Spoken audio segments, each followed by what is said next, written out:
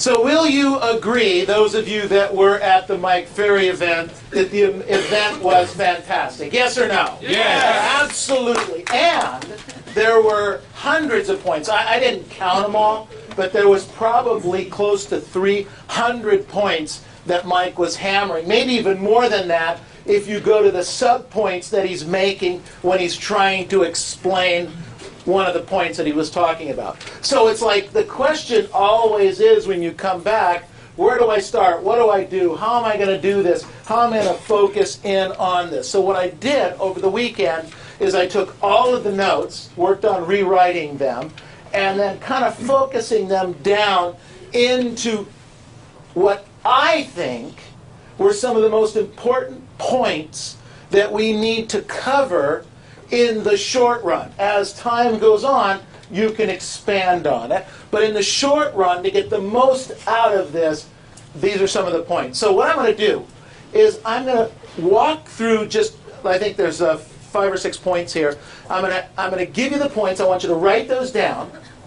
And then I want you to grade yourself 1 through 10 on these points very quickly. And then we'll talk more about it in just a little bit. So the first thought that he came up with was prospecting. The next one was positive mental attitude.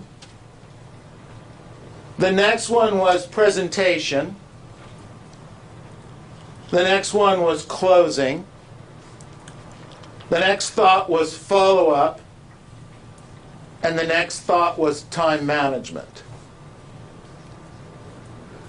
Great producers are boiled down to those activities. When they do those activities on a regular basis over time, the volume seems to go up. So let's talk about prospecting real quick.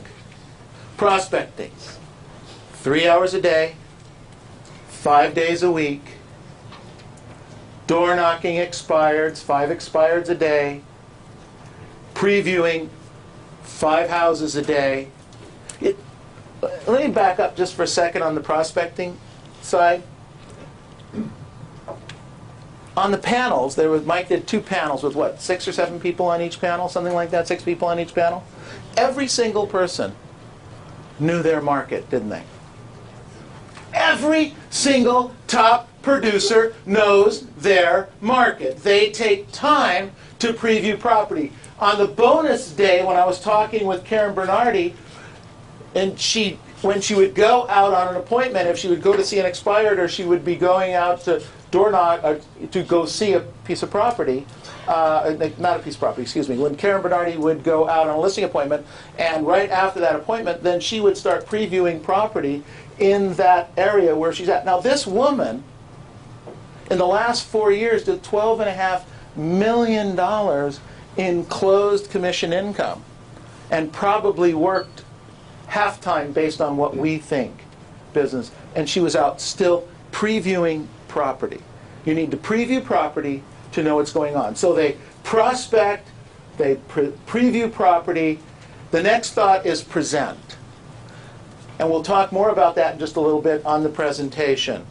They work on closing.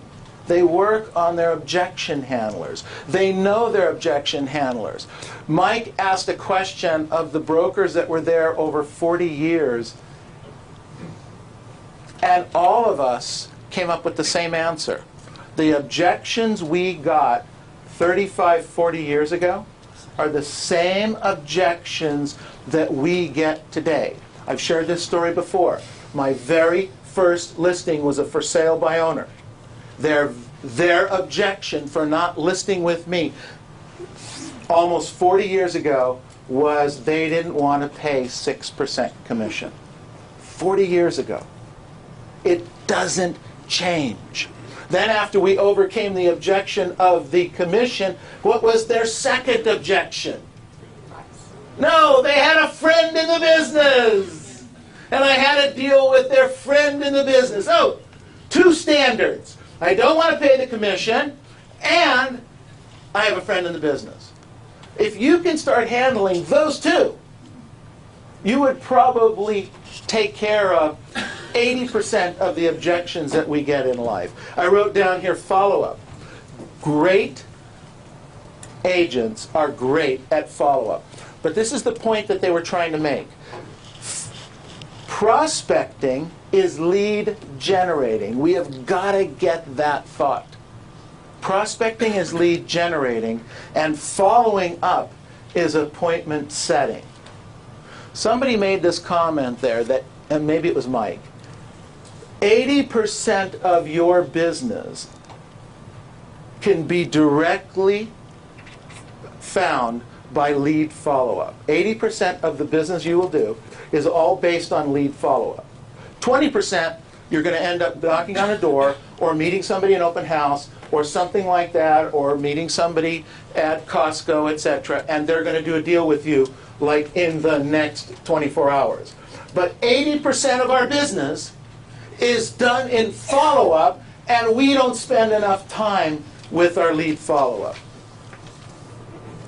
Then I wrote down here, top producers are fanatics with their time management. Think about this. Looking back at the last 6 months, if you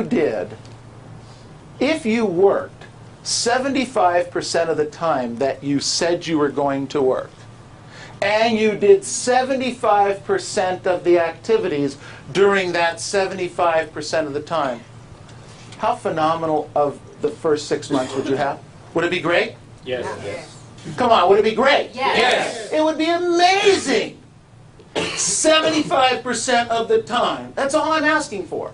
That's all you need to be doing is 75% of your time that you commit to, show up for, and do what you're supposed to do 75% of the time, and you would have an amazing year. Absolutely phenomenal year.